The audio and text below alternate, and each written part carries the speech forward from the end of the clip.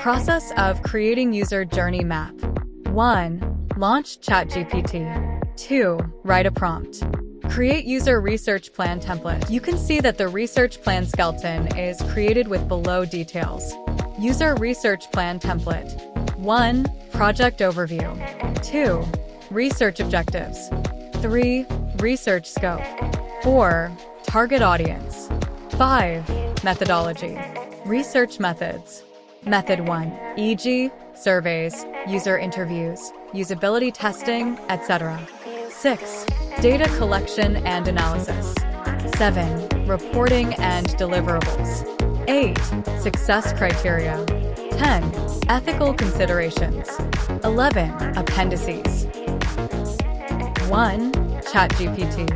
2. Enter this prompt in ChatGPT. Complete the above research plan on payment workflow issues in e-commerce mobile apps.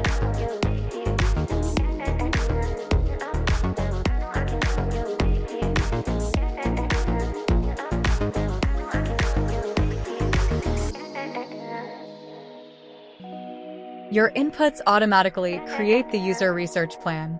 You can fill up your plan accordingly. This serves as a reference for both beginners and experts working on user research plan.